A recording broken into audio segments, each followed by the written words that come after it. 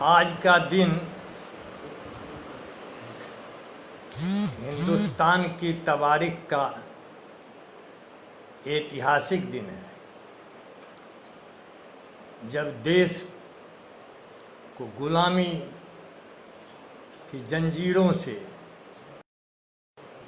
आज़ाद करने की तमन्ना लेकर छात्रों ने सन 1936 में इसी 12-13 अगस्त को एक संगठन बनाया जिसका नाम ऑल इंडिया स्टूडेंट फेडरेशन रखा गया। और गौरव का क्षण यह है आज कि हमारा यह देश का पहला संगठन है जो देश की आज़ादी से लेकर आज तक अति सक्रिय समर्पण, उत्सर्ग, बलिदान, दास्ता के मुक्ति यज्ञ में होम करने वाला, शहादत की विराट विरासत की रक्षा करने वाला हमारा यह AISF स्थापना का 25वां वर्ष गौरवपूर्ण अध्याय को खोलते हुए स्मरण कर रहा है। हम बधाई देते हैं। अगस्त का महीना एक ऐसा महीना है जब हमें बार बार इतिहास का स्वर्णिम अध्याय झकझोरता है, जब बहादुर 7 शहीदों में अधिकांश हमारे छात्र थे, स्कूली छात्र, जिन्होंने ब्रिटानिया हुकूमत के यूनियन जैक को उतारने में अपनी शहादत दे दी और आज़ादी के बाद से भी हमारे दर्जनों छात्रों ने अपने खून से मुल्क को केवल आज़ाद ही नहीं, समृद्ध, सशक्त और मजबूत लोकतंत्र और संविधान की रक्षा के लिए संघर्षों में लाठियां, गोलियां, प्रताड़ना, जेल यात्रा के तमाम कष्ट कंटकों को झेलकर अपना यह AISF का झंडा बुलंद कर रहा है। इस 11 अगस्त को हम नौजवान छात्र खुदीराम बोस का भी सम्मान करते हैं। हम इस मौके पे बिहार राज्य परिषद के राज्य सचिव कॉमरेड सत्यनारायण सिंह को भी अपनी भावभीनी श्रद्धांजलि देते हैं, जिसने आम आवाम के हक हकूक़ के लिए अंतिम सांस तक इस महामारी में भी अपनी शहादत दी है। हम उन्हें एक बार फिर आज, जबकि पूरा राज्य उन्हें श्रद्धांजलि दे रहा है, इसमें हम भी अपने आप को शरीक कर रहे हैं। और हमारे अत्यंत ही लोकप्रिय, निर्भीक क्रांतिकारी शायद राहत इंदौरी के अचानक गुजर जाने से हमें गहरा आघात लगा है। उनके चंद शेरों शायरियों से हम अपनी बात शिक्षा नीति पर शुरू कर रहे हैं। उन्होंने अपनी किताब ये 2016 में जो प्रकाशित की थी, इस किताब का नाम ही उन्होंने लिखा था मेरे बाद। पता नहीं 4 साल कबल ही उन्होंने मेरे बाद किताब लिखी और उसके कुछ जो लोकप्रिय शेर हैं उन्होंने लिखा, रहबर मैंने समझ रखा था जिनको राहत, रहबर जिनको समझ रखा था, यानी आज की राजनीति के जो हमारे नायक हैं, राज सत्ता का जो सुख भोग रहे हैं, उन्हीं को लक्ष्य करते हुए लिखा, रहबर मैंने समझ रखा था जिनको राहत, क्या खबर थी कि वही लूटने वाले होंगे। इंतजामात नए सर से संभाले जाएं, इंतजामात नए सर से संभाले जाएं, जितने कम जर्फ हैं महफिल से निकाले जाएं। हम सफ़र न किसी हमनसी से निकलेगा, हम सफ़र न किसी हमनसी से निकलेगा, हमारे पाँव का कांटा हम ही से निकलेगा। बहुत गरूर है तुझको ये सिर फिरे तूफान, बहुत गरूर है तुझको ये सिर फिरे तूफान, मुझे भी जिद है कि दरिया को पार करना है। और इसी दरिया में जो नाम दे दिया भारत सरकार के मंत्रिमंडल ने, राष्ट्रीय शिक्षा नीति 2020। हमारे सामने कोठारी आयोग का भी प्रतिवेदन है जो 685 पृष्ठों का है। आज़ादी के पहले और आज़ादी के बाद इतना बड़ा प्रतिवेदन, सांगोपांग वर्णन देश और दुनिया के शिक्षा जगत के इतिहास, भूगोल, आर्थिक, सामाजिक तमाम मसलों का यह प्रतिवेदन है। यह जो शिक्षा नीति है, इसको मैं शिक्षा नीति मानता ही नहीं। यह तो एक अवैध संतान है इस सरकार की। किसी भी शिक्षा का जब देश की जनता के सामने एक दस्तावेज के रूप में पेश किया जाता है, तो शिक्षा नीति को बनाने वाले जो सबसे प्रमुख यानी अध्यक्षता करते हैं, उनका हस्ताक्षर होता है। इस शिक्षा नीति में किसी का हस्ताक्षर नहीं है। किसने यह आयोग बनाया अथवा किसने इस समिति का संकल्प लिया, उसकी कोई सरकारी अधिसूचना इस दस्तावेज में नहीं है। और जब कोई आयोग, कोई समिति गठित की जाती है, तो उनके अध्यक्ष सहित सबों का नाम अधिसूचित किए जाते हैं और अधिसूचना संख्या रहती है। समिति बनेगी तो उसके विचारणीय बिंदु, जिसको अंग्रेजी में टर्म्स ऑफ रेफरेंस कहते हैं, इसका जो बात है वह यह है कि इसमें पढ़ना चाहिए था हमारे तमाम विद्वान जो लगे हुए थे, जो गुमनाम हैं, जो अनाम हैं, कि पिछले दिनों जितने आयोग, जितनी समितियों का गठन हुआ है, उसका कोई टर्म्स ऑफ रेफरेंस है कि नहीं।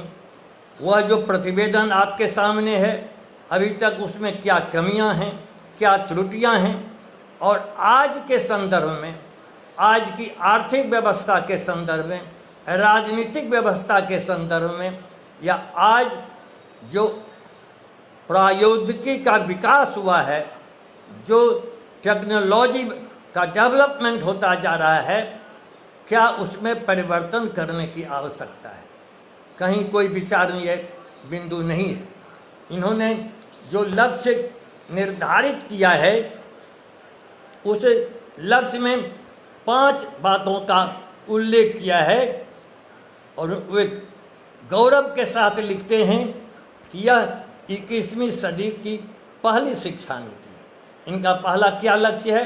देश के विकास के लिए अनिवार्य आवश्यकताओं को पूरा करना, भारत की परंपरा सांस्कृतिक मूल्यों के आधार को बरकरार रखना, शिक्षा व्यवस्था का पुनर्गठन कर देना, नैतिक सामाजिक और भावनात्मक स्तर पर भी व्यक्ति का विकास करना, और पांचवा जो सबसे महत्वपूर्ण है जिस पर मैं जोर देना चाहूँगा, प्राचीन और सनातन भारतीय ज्ञान और विचार की समृद्ध परंपरा के आलोक में यह नीति है।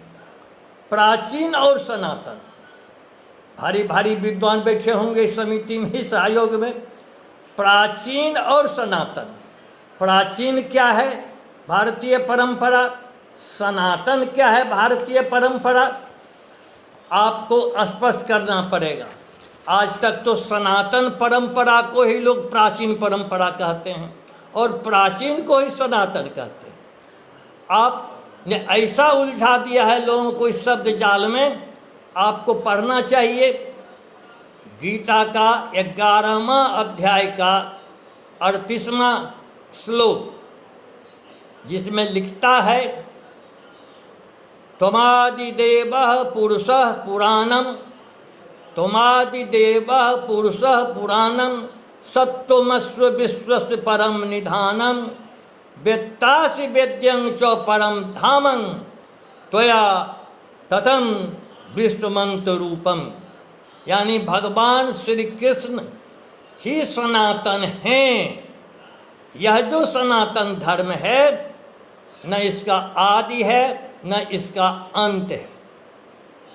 अब इससे अलग प्राचीन धर्म कौन कौन है, इसकी आपको व्याख्या करनी चाहिए। आपने अति सम्मानीय विद्वान कई महात्माओं, मुनियों, आचार्यों का नामोल्लेख किया है कि अब बच्चों को अब इनके बारे में आप पढ़ाएंगे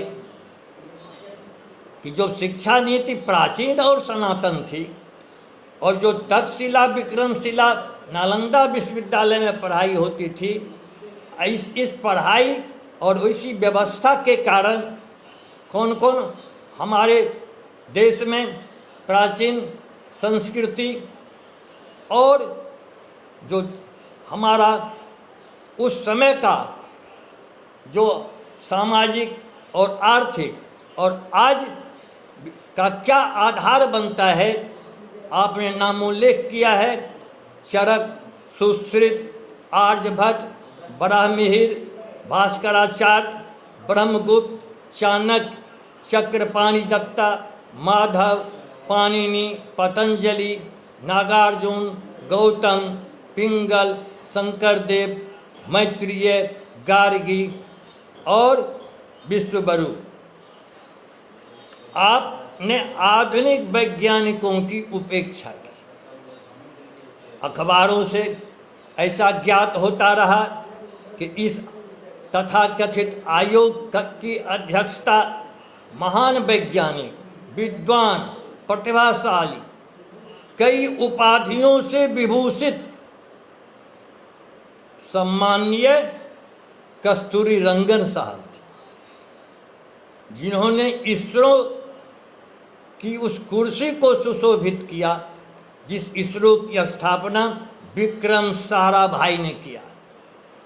मैं माननीय कस्तूरी रंगन साहब से पूछना चाहता हूं कि आपने विक्रम साराभाई का नाम स्मरण क्यों नहीं किया? क्या इनका कोई योगदान नहीं है भारत में टेक्नोलॉजिकल विकास के लिए? क्या वैज्ञानिक शोध के लिए विक्रम साराभाई का कोई योगदान नहीं है? 1962 में ही इसरो की स्थापना है। क्या हमारे देश में उसके बाद कोई वैज्ञानिक नहीं हुए? एक से एक नोबेल पुरस्कार विजेता, एक से एक वैज्ञानिक, doctor CV Raman, Homi Jahangir Bhabha, Satyendranath Basu, Einstein, महान गणितज्ञ रामानुजम, जगदीश चंद्र बसु, चंद्रशेखर, हरगोविंद खुराना, मेघनाथ साहा, बीरबल साहनी, डॉक्टर भाभा प्रफुल्ल चंद्र राय, जिसने पहली फार्मेसी कंपनी जो बंगाल केमिकल्स नाम से आज भी प्रसिद्ध है, और हाइड्रोक्लैक्सिक क्लोरोक्विन जो आज भी दवा खूब चर्चित है पूरी दुनिया में, इस पीसी राय को अब भूल गए।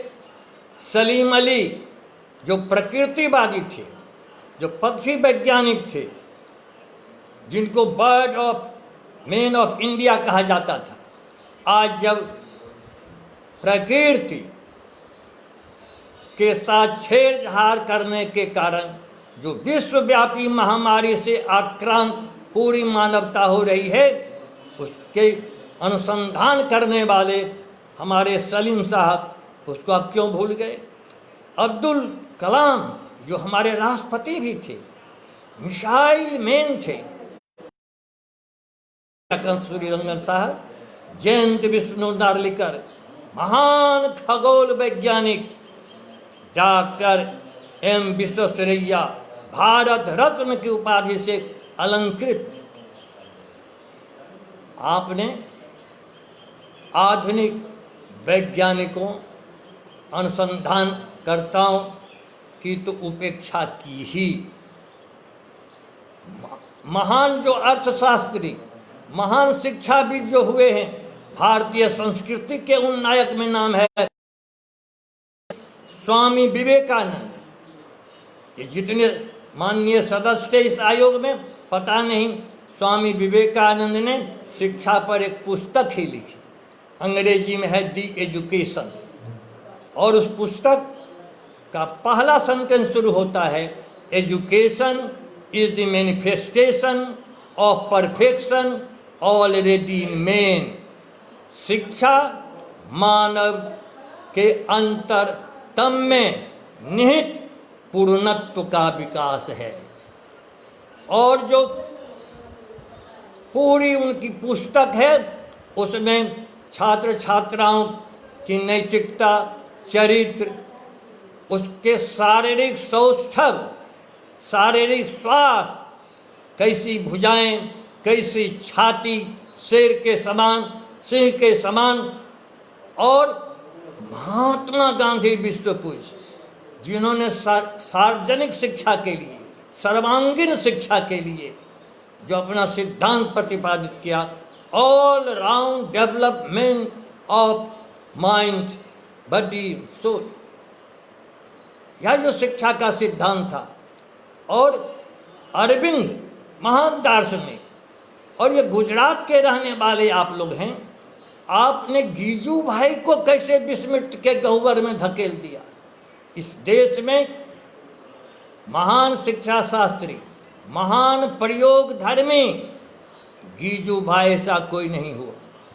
आज जो आप कह रहे हैं कि छात्रों में रटने की प्रवृत्ति के कारण उसका मस्तिष्क उर्वर नहीं हो रहा है, तो उस गीजू भाई ने रटने की पद्धति का विरोध किया, और उन्होंने लिखा कि वास्तविक शिक्षा हुआ है जो हमारी चेतना में अंतर्निहित आत्मसृजन की सामर्थ्य को उत्प्रेरित करता है। सार्थक शिक्षा केवल जानकारी या उसके व्यवहारिक रूप कौशल तक सीमित नहीं है, वह वास्तव में स्वयं सीख सकने के योग्य बनाना है, यह है। और कोठारी की भूमिका को तो आपने एकदम नज़रअंदाज कर दिया। कोठारी आयोग के प्रतिवेदन का पहला वाक्य शुरू होता है, destiny of India is now being shaped in her classrooms.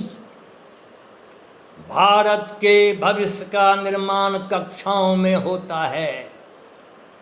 आपने पूरे दस्तावेज में ऑनलाइन ऑनलाइन ऑनलाइन, ये क्या पागलपन है ऑनलाइन ऑनलाइन।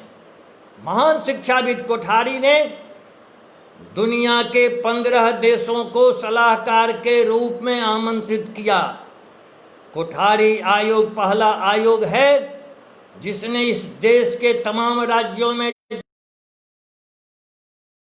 आमने सामने वाद विवाद संवाद किया। कोठारी आयोग पहला आयोग है जिसमें जितने छात्र संगठन थे, जितने शिक्षक संगठन थे उस समय, सबों को सम्मान आमंत्रित किया।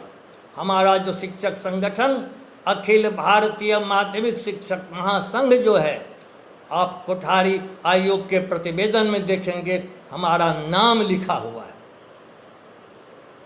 आप कहते हैं कि 2 लाख लोगों से सलाह ली गई, प्रखंड तक, पंचायत तक।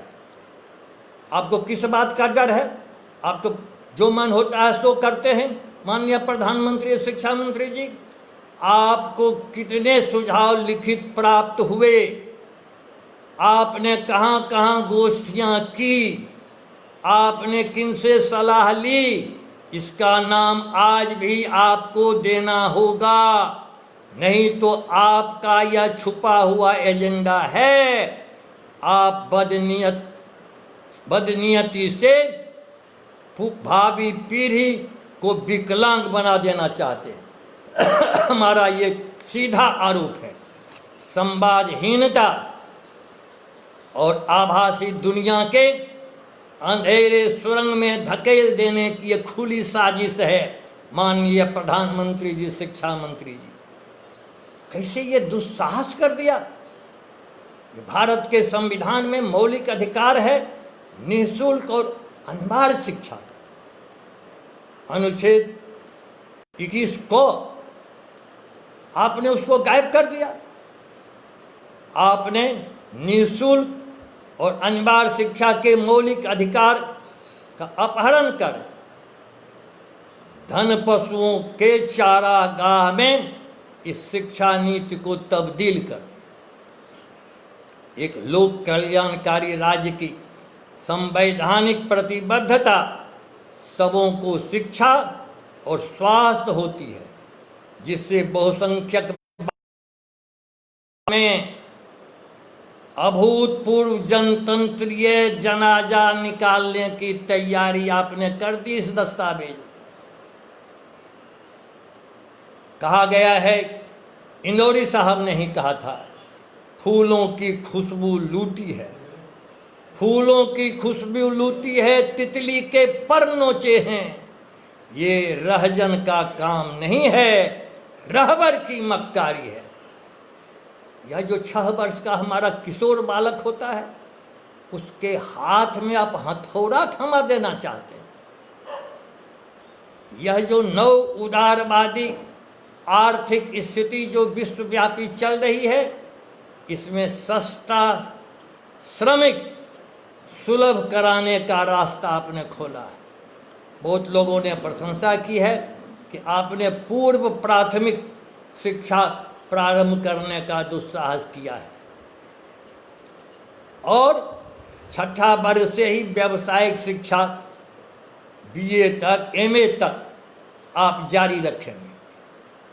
आपने कहीं तुलनात्मक अध्ययन किया कि प्री प्राइमरी एजुकेशन से लेके पोस्ट ग्रेजुएट तक जो वाय संरचना होगी विद्यालयों महाविद्यालयों की, जो स्ट्रक्चरल होगा डेवलपमेंट, इसमें कितने व्यय किए जाएंगे, इसका क्या बजट होगा? क्या आपने कभी तुलनात्मक राज्यों की जो आर्थिक व्यवस्था है, उसकी जो क्षमता है, उस पर कोई प्रतिवेदन दिया है? आपको इसके लिए कितने शिक्षकों की बहाली करनी पड़ेगी? अभी तक देश में 65 लाख शिक्षकों के पद रिक्त हैं, विद्यालय से महाविद्यालय तक। इसकी कोई चर्चा आपने नहीं की है। और आप गौरव ज्ञान करते हैं कि हम ज्ञान की महाशक्ति बना देंगे देश को। ज्ञान की महाशक्ति की ये शाब्दिक जुगाली कर रहे हैं। आप कोमल किसले किशोरों के सपनों को मार देना चाहते हैं। सपनों का मर जाना बड़ा ही खतरनाक होता है। आपको तो लगता है कि आप आनंद वन में विचरण कर रहे हैं, लेकिन उसी आनंद वन में हमारी स्वतंत्रता, समता जैसे विचारों का वध स्थल आपने बना दिया है। आप उत्तेजना फैलाते हैं, सनसनी फैलाते हैं, तदर्थवाद, मुनाफा और तुरंती सफलता, तत्काल फायदा हो जाए, आपकी कोई मानसिक अवधारणा नहीं है कि शिक्षा पर किया गया निवेश अस्थायी होता है, प्रभावकारी होता है, सामाजिक परिवर्तन का होता है, आर्थिक परिवर्तन का होता है और इसी से देश विकसित समृद्ध होता है। आप तुरंत चाहते हैं कि हमको फायदा हो जाए और इसीलिए आपने जो शुरू किया है नीचे से स्कूल कॉम्प्लेक्स, आपने कोठारी को क्यों नहीं पढ़ा? कोठारी ने भी विद्यालय संकुल की अनुशंसा की। उस विद्यालय संकुल में प्राथमिक, मध्य और माध्यमिक विद्यालय के सभी सम्मिलित होते थे। बिहार में जब स्वर्गीय डॉक्टर रामराज सिंह थे शिक्षा मंत्री, तो उन्होंने 2 जिले में प्रयोग किया था विद्यालय संकुल का, एक नालंदा और एक सीतामढ़ी। लेकिन उनके स्वर्गीय होते ही दोनों प्रयोग जहाँ के तहाँ रह गए। अब आप क्या कहते हैं? स्कूल कॉम्प्लेक्स में गांव के नौजवान आएंगे, वॉलंटियर आएंगे। ये कौन होंगे वॉलंटियर? किस राजनीतिक दल के होंगे? किस धार्मिक प्रवृत्ति के होंगे? जब आप कह रहे हैं कि 4 वर्षीय हम बीएड कोर्स चलाएंगे, शिक्षा शास्त्र पढ़ाएंगे और जो 4 वर्षीय या हमारा बीएड कोर्स से उत्तीर्ण होगा वही शिक्षक होगा, जब उसी को शिक्षक बनाना चाहते हैं कि स्कूल कॉम्प्लेक्स में वॉलंटियर भेजने का दुस्साहस आपने क्यों कर दिया है? आप के इस तमाम दस्तावेज में खोट ही खोट दिखलाई पड़ता है। आप गांव-गांव में, टोले-टोले, मोहल्ले-मोहल्ले में तनाव उत्पन्न करा दीजिए। बिहार में तो मुखिया के द्वारा शिक्षा मित्र की बहाली का देख चुका जो भ्रष्टाचार कहां से कहां चला। साइकिल पर पैदल चलने वाला बहुत से मुखिया बेलेरो पर चलने लगे, पक्का मकान बना लिया। हो सकता है बाद में कुछ ईमानदार हों। और आज तक बिहार सरकार झेल रही है 1 लाख फर्जी शिक्षकों की संचिका अभी तक उपलब्ध नहीं हुई। फिर वही आप धंधा करने चाह रहे हैं। आपने लिख दिया कि हमको ये सब कुछ करने के लिए शिक्षक को सम्मान देना पड़ेगा, उनके खोए हुए सम्मान को वापस करना पड़ेगा।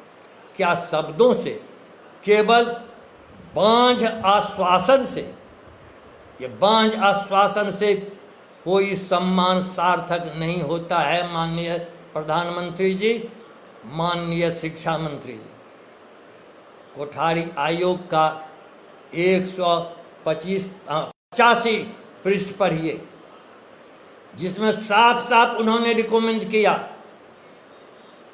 कि उच्च विद्यालय के शिक्षकों का वेतनमान महाविद्यालय और विश्वविद्यालय के प्रोफेसर के समान होना चाहिए।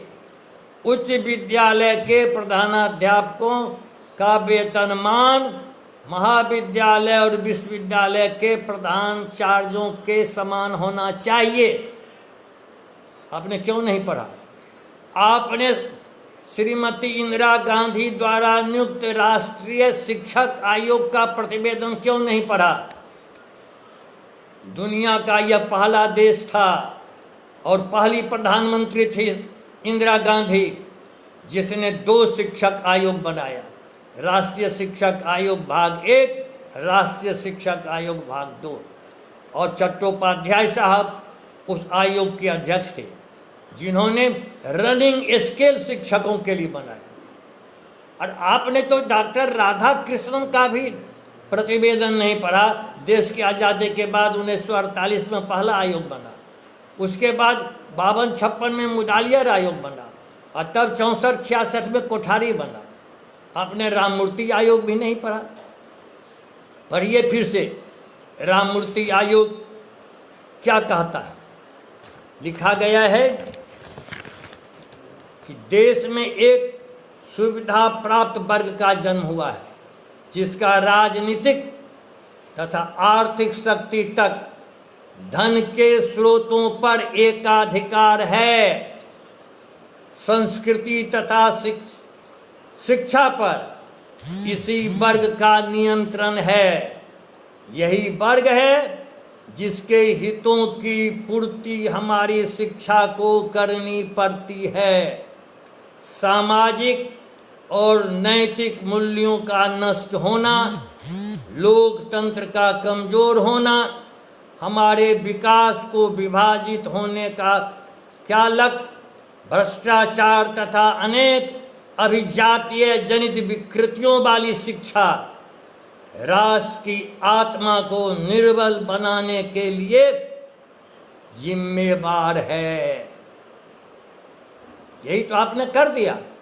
नव उदारवादियों के लिए यह सरस्वती मंदिर का द्वार खोल दिया। और चट्टोपाध्याय को जरा उलटिए, उसके अध्याय 3 पृष्ठ 64-66 को उलटिए, एवं उसी के साथ पृष्ठ 155-56 को भी उलटिए, जिस पर चट्टोपाध्याय ने लिखा, शिक्षक को प्रतिष्ठा प्रदान करने का उपाय करना जो उसके लिए जरूरी है। क्या जरूरी है? और उसे पाने का उसे हक है, ताकि वह उच्चतम संभाव्य स्तर तक अपने कार्य का निष्पादन कर सके। इसके लिए वर्तमान आर्थिक स्थिति में शिक्षक को उचित वेतन प्रदान किया जाना चाहिए, जिससे न केवल उसकी आर्थिक आवश्यकताओं की पूर्ति हो सके, अपितु व्यावसायिक प्रतिष्ठा के अनुरूप हो, तथा जिससे व्यवसाय में प्रतिभावान लोगों को आकर्षित करने और बनाए रखने में पर्याप्त सहायता मिले। आपका यह पूरा शिक्षा नीति दस्तावेज शिक्षा का निजीकरण और एनजीओकरण है। आप क्या कहते हैं? शुरू में कहते एक मजबूत जीवंत सार्वजनिक शिक्षा प्रणाली में पर्याप्त निवेश, साथ ही, अब देखिए क्या खतरनाक है, साथ ही सच्चे परोपकार और सामुदायिक भागीदारी को। जनता को आप मूर्ख समझते हैं क्या? है धोखा मत डालते हैं। आप कहते हैं कि कैसा शिक्षा प्रणाली कैसे मजबूत होगी, कैसे जीवंत होगी, जब तक उसमें परोपकारी निजी और सामुदायिक भागीदारी नहीं होगी। यानी आप जो कहते हैं हम 6% खर्च करेंगे। एगो छात्र नेता हमको कल कह रहे थे, एगो बढ़िया बात है सर, 6% खर्च करेगा। ने कहा कि अरे मूर्ख, 6% तो कोठारी साहब ने 66-68 में लिख दिया। उस समय से महंगाई देख लो, उस समय से सोना का भाव देख लो।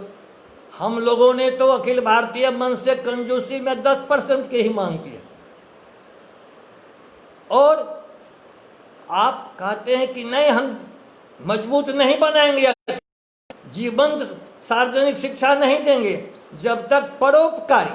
ये परोपकारी कौन होता है? ये अंबानी आपका परोपकारी है, अदानी आपका परोपकारी है, या टाटा परोपकारी है? ये सब मुनाफाखोर है, यह सब धन पशु है, यह सब लुटेरा तंत्र का माफिया सरदार है। आप कहते हैं परोपकारी है। क्या परोपकार शब्द को आपने बदनाम कर दिया? शब्द इसका मतलब कि सीधे लिखिए ना, निजीकरण करने से आपको क्या? आप पूर्व प्राथमिक विद्यालयों में कह रहे हैं कि हम आंगनबाड़ी में भी पढ़ाएंगे, और जो विद्यालय पहले से परंपरागत चल रहा है, न बच्चे आंगनबाड़ी में ठीक से पढ़। अभी जो आंगनबाड़ी की व्यवस्था है बिहार में आकर के कोई सदस्य देखते क्यों नहीं, या किसी राज्य में जाकर के देखिए, वो तो खाली लूट का अखाड़ा है।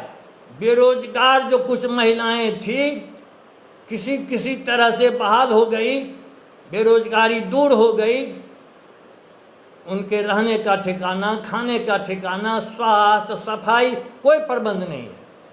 इसलिए आंगनबाड़ी की व्यवस्था अलग मत कीजिए, आप विद्यालयों में ही संचालन कीजिए। उसके लिए शिक्षिका शिक्षक प्रशिक्षित बहाल कीजिए। वॉलंटियर कुछ हम लोग नहीं होने देंगे आपको। ये सब आपको अंदाज नहीं है कि कितना बड़ा विस्फोट होने वाला है। अभी महामारी खत्म तो होने दीजिए। और दूसरा खतरनाक क्या कहते हैं कि आदिवासी बच्चों को हम कहाँ भेजेंगे, तो आश्रम स्थलों में। गजब हाल है। हम लोगों को मालूम है प्रधानमंत्री जी, हम लोगों को मालूम है शिक्षा मंत्री जी, झारखंड में जो आश्रम शालाएं हैं वहाँ जो पहले से ईसाई मिशनरियों के प्रतिरोध में आश्रमशाला है, जो संस्कार भारती है और वनवासी केंद्र जिसको कहते हैं, उसी में यह पूरा शिक्षण दिया जाता है। यह तो आप खुलेआम कह रहे हैं कि सब बच्चों को, हम आदिवासी बच्चों को वही, उसको मुख्य धारा से आप काट देने, बहुजन को मुख्य धारा से बेदखल करने का महापाप कर रहे हैं। आज भी उसे प्रताड़ित, अपमानित कर रहे हैं, उसकी अस्मिता के साथ खिलवाड़ कर रहे हैं। पूरे दस्तावेज को कम से कम 1 दर्जन बार पढ़ गया। कितने नियामक, कितने नियंत्रण, कितने पदाधिकारी, कितने दिया है, प्राथमिक से लेकर के और उच्चतर तक 27 बोर्ड, निगम, शिक्षा आयोग, दीक्षा आयोग, पीयर ट्यूटरिंग लग जाएगा। बहुत लोग खुश हैं कि अब तो मातृभाषा में पढ़ाई होगी। कस्तूरी रंगन साहब, आप पता नहीं सरकारी स्कूल में पढ़े कि नहीं। हम लोगों की जो जानकारी है देशव्यापी वह यह कि आज भी सरकारी विद्यालयों में पढ़ाई का माध्यम मातृभाषा ही है।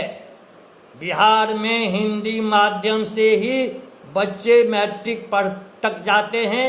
ये आपको यदि कुवत है, सामर्थ्य है, तो प्राइवेट स्कूल जो है saint flower, saint Joseph, little flower, बिटिल फ्लावर, DRV, PRV, इसमें तो LKG से ही अंग्रेजी माध्यम से पढ़ाई होती है। दम है वहाँ मातृभाषा में पढ़ाई कीजिएगा और वहाँ संस्कार भ्रष्ट किया जाता है। पिताजी शब्द से परिचय ही नहीं। हमने बच्चा को पूछा तुम्हारे पिताजी का क्या नाम है, तो मुंह ताकने लगा। दूसरे ने कहा अरे पापा का नाम पूछते हैं। गजब हाल है। अरे अब पापा भी नहीं बोलता है, अब कहता है डैड। माँ भी नहीं, मदर से क्या दिन कहता है माम की मोम। अब कहता है कि जीजा से जुजू। यह जो भाषा भ्रष्टता है, भाषा संस्कार जो चौपट कर दिया है ये अंग्रेजी माध्यम वाले विद्यालय, हम चुनौती देते हैं कि आप तमाम इन निजी विद्यालय जो कई देश के माननीय विधायकों, माननीय सांसद, माननीय मंत्री, माननीय धन कुबेर ये सब चला रहे हैं, ये उद्योग है, ये मुनाफा का केंद्र है। आप खिलवाड़ कर रहे हैं भारतीय संस्कृति के साथ, भारतीय सभ्यता के साथ। आपको संस्कृति के प्रति बड़ा दर्द है। राष्ट्रवादी हैं आप घोर राष्ट्र विरोधी हैं, राष्ट्रभाषा विरोधी हैं, देश की एकता और अखंडता विरोधी हैं। आपने भारतीय संविधान की प्रस्तावना का उल्लंघन किया है।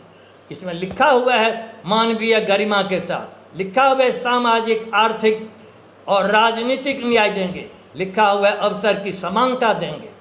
आप अनुच्छेद 14 का उल्लंघन करते हैं। विधि के समक्ष सबों को समान अधिकार है। अब आर्टिकल 14 का उल्लंघन कर रहे हैं, आर्टिकल 16 का उल्लंघन कर रहे हैं और कहते हैं कि एक भारत श्रेष्ठ भारत का सपना साकार करेंगे।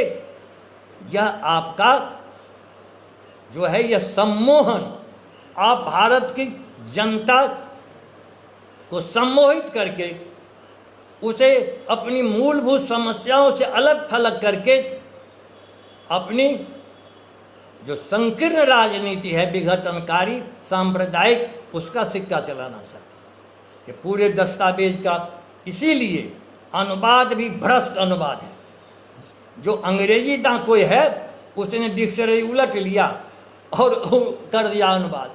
ये पहला जो आपने शुरू कर दिया है कस्तूरी रंगन साहब, पता नहीं आपने लिखा कि आप अंग्रेजी में लिखा है इंट्रोडक्शन, हिंदी में अनुवाद आप कर रहे हैं परिचय।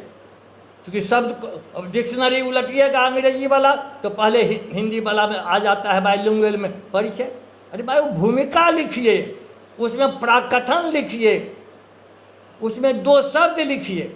अब परिचय के बाद 1 से शुरू किए हैं, 27वां बिंदु लिख दिए हैं। अरे वहाँ भूमिका लिखिए। एक और क्या अनर्थ कर दिया, ये पृष्ठ 24 पर चौथा बिंदु में आप क्या कहते हैं, धोखाधड़ी, हिंसा, साहित्यिक चोरी, गंदगी फैलाना, ये सब तो बुरी बात है। अंग्रेजी में तो लिखा हुआ है what is right and what is wrong, इसकी समझ बच्चों को होनी चाहिए। यहाँ उसके साथ कहते हैं कि इसको बढ़ावा देंगे, किसको, धोखाधड़ी सीखने के लिए, हिंसा करने के लिए। कैसे, सहिष्णुता, समानता, सहानुभूति की मदद से विस्तार दिया जाएगा। सहिष्णुता, समानता, सहानुभूति की मदद से किसको विस्तार दिया जाएगा, धोखाधड़ी को, हिंसा को, साहित्यिक चोरी को, गंदगी को। अरे भाई एक बार तो रिवीजन तो कर लीजिए जो कहाँ गलत हो गया। ये न शिक्षक इसको समझ रहे हैं और बच्चे तो खैर पढ़ ही नहीं सकते हैं कि आपने क्या लिख दिया है। यह पूरी जो शिक्षा नीति है यह राष्ट्रीय बहिष्करण की नीति है। हमने अभी कई आयोग और कई नियामक मंडल की चर्चा कर दी। राष्ट्रीय आकलन केंद्र, स्व मूल्यांकन, सहपाठी मूल्यांकन, सेमेस्टर बोर्ड, ग्रेड 3 से 5 तक का बोर्ड, राष्ट्रीय मूल्यांकन केंद्र, विश्वविद्यालय परीक्षा बोर्ड, राष्ट्रीय परीक्षण एजेंसी, हर साल परीक्षा। क्या क्या आप करेंगे, आपने लिख दिया इसमें कि हम क्या स्थापना कर देंगे, राष्ट्रीय अनुसंधान शैक्षणिक, और इसमें क्या कीजिएगा, वाइस चांसलर का पोस्ट खत्म, चांसलर का पोस्ट खत्म, सीनेट खत्म, सीनेट खत्म, छात्र संघ का चुनाव खत्म। ये सारे लोकतंत्र का तो गला घोट रहे हैं।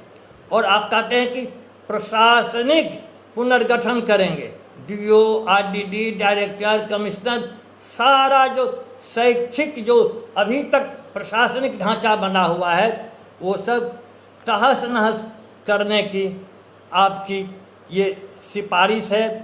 और ये अब आते हैं एक सबसे खतरनाक उच्चतर शिक्षा पर।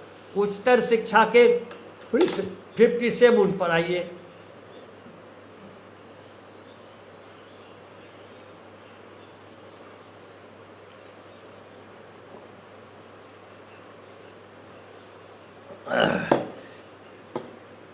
आप क्या पढ़ाएंगे बीए और एमए वाले को, बाणभट्ट की कादंबरी शिक्षा की 16 कलाओं का ज्ञान दीजिए। अब जो हमने बाणभट्ट की कादंबरी का विकिपीडिया या गूगल तमाम और कई पुस्तकों से जो निकाला है, इसकी चर्चा यजुर्वेद के 30वें अध्याय में भी है, और कामसूत्र, प्रबंध कोश, शुक्र नीति सार तथा शैव तंत्रों में भी वर्णित है। ललित बिस्तर में भी 86 कलाओं का वर्णन है। और कादंबरी जो मैं अभी उलट रहा था उसमें तो गिनता रहा जो 64 हुआ, लेकिन जिन 64 कलाओं का आया है वर्णन उसमें क्या क्या सिखाइएगा, जरा ध्यान से सुनेंगे। उसमें आप सिखाइएगा, कहते हैं कि 21वीं सदी में यही आवश्यक शिक्षा है। क्या है, सीखेंगे बेताल आदि को बस में करने की विद्या, मंत्र विद्या, शकुन अपशकुन जानना। यानी कहेगा कि शनिवार को पश्चिम नहीं जाइए, तो शनिवार को रेलगाड़ी पश्चिम दिशा में नहीं जाएगी, शनिवार को हवाई जहाज पश्चिम दिशा में नहीं जाएगी, नाव पश्चिम दिशा में नहीं चलेगी, कोई काम पश्चिम दिशा में नहीं होगा। ये सगुन अपशकुन। हम लोगों के गांव में देहात में उस समय था कि तेली है, जात का अपमान, तेली का मुंह देखोगे जतरा भगत जाएगा। ये छुआछूत है, कोई पका हुआ सामान नहीं ले जाओ। तो रेलगाड़ी में ले जाएगा तो कहा कि उसमें लोहा है, नाव पर ले जाएगा लोहा है। यही पढ़ाई फिर पढ़ाइएगा, छुआछूत, ब्राह्मणवाद और मंत्र विद्या पढ़ाएंगे। उसके बाद भेड़ मुर्गा बटेर लड़ाने की युद्ध का सिखाइएगा, उच्चाटन विधि, मारन विधि, किसी को मार देने का मंत्र, किसी को जिंदा कर देने का मंत्र। यानी रोज घर में डायन पैदा कीजिएगा, रोज घर में भगत पैदा कीजिएगा। द्युत क्रिया, ये जो दीपावली में जो लोग जुआ खेलता है वही द्युत क्रिया आप सिखाएंगे। फिर से महाभारत कीजिएगा, फिर से द्रौपदी को हार जाना चाहते हैं या पांडव कौरव का युद्ध शुरू करवा देना चाहते हैं। और कहते हैं विचित्र सिद्धियां दिखलाना, यानी मंत्रों का प्रयोग। फिर कहते हैं मुट्ठी की चीज या मन की बात बता देना। बोलो बच्चा मुट्ठी में क्या है, कहाँ ले जाना चाहते हैं 21वीं सदी में। मलेच्छ काव्यों को समझ लेना, कूटनीति, छल से काम निकालना इत्यादि, और नाचना कूदना भी, और सेज सज्जा सजाना। गजब है। तब काम सूत्र क्यों नहीं? अब वात्सायन का जो है, पहले कोक शास्त्र आता था गांव के पुस्तकालय में, तो नौजवान लोग छिप करके पढ़ते थे, जो कोई देखे नहीं। जब यौन शिक्षा की पढ़ाई शुरू करने की योजना बनने लगी देश में, तो आप तमाम लोगों ने इसका विरोध किया। और आज आप फिर कह रहे हैं कि हम इसके साथ साथ गौतम का कनाद का पढ़ाएंगे। सुन लीजिए, देवी प्रसाद चट्टोपाध्याय ने जो पुस्तक लिखी है, भारतीय दर्शन में क्या जीवंत है और क्या मृत, उसके पृष्ठ 268 पर यह उल्लेखनीय बात है कि गौतम और कनाद न्याय वैशेषिक दर्शन के दोनों प्रवर्तकों ने वेद की प्रामाणिकता के प्रति बनावटी श्रद्धा व्यक्त करते हुए वेद में अर्थात उसके वास्तविक दार्शनिक खंडों अर्थात उपनिषदों में सन्निहित सच्चे दार्शनिक विचारों से अपने को अलग करने का पूरा प्रयास किया है। के प्रति प्रदर्शित उनकी श्रद्धा पुरोहित वर्ग के विशेषाधिकारों को उन नाना प्रकार के अंधविश्वासों तक ही सीमित रहती है। लेकिन धर्मशास्त्र प्रणेता वैदिक धर्मनिष्ठा के रूप में स्वीकार करने का दबाव डालते हैं। लेकिन औपनिषदिक चिंतन के संबंध में जो वेद की यथार्थ दार्शनिक विषय वस्तु है, गौतम और कनाद मौन रहते हैं। आपने इस दस्तावेज में संस्कृत शिक्षा पर बहुत जोर दिया है। देखिए, जितनी भी भाषाओं का ज्ञान लोगों को प्राप्त हो, स्वागत योग्य है। हमारे यहाँ तो 13 भाषाओं के 14 भाषा, तो पूर्व प्रधानमंत्री नरसिंह राव थे, 14 भाषाओं के ज्ञाता। साधारण विद्यार्थी हमारा गांव के लोग भी हिंदी, अंग्रेजी, उर्दू, संस्कृत बहुत भाषा पढ़ लेता है। जरा दामोदर धर्मानंद गोस्वामी का बहुत संक्षेप में उनकी टिप्पणी हम आपके सामने रखना चाहते हैं, क्योंकि भी चर्चा आपने की है। पाणिनि महान वैयाकरण थे, कोई इसमें दूसरी राय नहीं है। मैं भी पढ़ता था संस्कृत, 6ठा वर्ग से लेके और हिंदी ऑनर्स तक संस्कृत का अध्ययन किया। हम लोगों ने तो स्वप्न वासवदत्तम तक ही पढ़ा। आज भी संस्कृत के हमको तमाम शब्द रूप, धातु रूप या कारक प्रकरण का तमाम सूत्र कंठस्थ है। आज तो कहते हैं कि रटिए न, हम तो सारा रटा हुआ है व्याकरण शब्द भेद से लेकर समास संधि प्रकरण तक। लेकिन जरा सुनिए कौशाम्बी साहब क्या कहते हैं। पाणिनि की अध्यायी संभवतः पहला वैज्ञानिक ग्रंथ है। पाणिनि उत्तराधिकारियों में सबसे प्रमुख थे पतंजलि, जिन्होंने अष्टाध्यायी सूत्रों पर अपना भाष्य लिखा और उसमें संस्कृत भाषा के सिद्धांतों का तर्कपूर्ण शैली में स्पष्टता से विवेचन किया। अब संस्कृत के संबंध में सुनिए। संस्कृत शीघ्र ही उच्च वर्ग की विशेष बोली बन गई, उच्च वर्ग की विशेष बोली बन गई, जिसे शिक्षित लोग ही समझ पाते थे। इस भाषा में दी जाने वाली विविध शिक्षा पर ब्राह्मणों का ही अधिकार रहा। पहला लंबा संस्कृत शिला 150 ईस्वी के आसपास गिरनार में खोदा गया। इसमें शकराज रुद्रदामन बड़े अभिमान से कहता है कि उसने उस सरोवर का पुनरुद्धार किया जिसका निर्माण पहली बार चंद्रगुप्त मौर्य ने करवाया। साथ ही यह अभिमान भी व्यक्त करता है कि संस्कृत भाषा पर उसका अधिकार है। संस्कृत भाषा पर उसी का अधिकार है।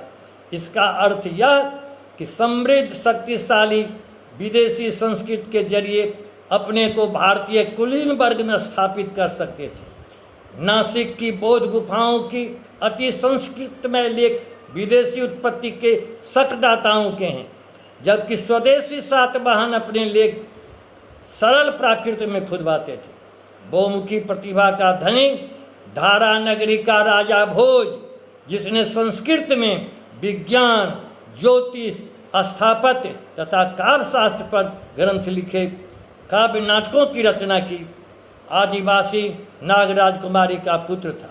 कहने का अर्थ यह, संस्कृत का ज्ञान बच्चों को दिया जाए, कोई दिक्कत नहीं, लेकिन इतने 4-5 पन्नों में संस्कृत संस्कृत संस्कृत, अरे दुनिया कहाँ जा रही है। संस्कृत में बहुत सारे ऐसे पारिभाषिक शब्द हैं जिसमें विज्ञान भी है, रसायन भी है, लेकिन आप आज के इस आधुनिक युग में, आधुनिक सभ्यता संस्कृति में जो आप आगे बढ़ना चाहते हैं सामाजिक आर्थिक स्थिति में, आप पीछे जाते हैं। अरे आप यदि भगवान को मानते हैं तो भगवान ने आपको आंखें आगे दी हैं कि आपकी पीठ पर आंखें हैं। प्रकृति प्रदत्त आंख पीठ पर नहीं है, प्रकृति प्रदत्त 2 आंखें सामने है आगे देखने के लिए। आप तो पीछे देखना चाहते। अतीत जीवी जो होगा उसका विकास नहीं होगा, उसकी मृत्यु नजदीक होगी।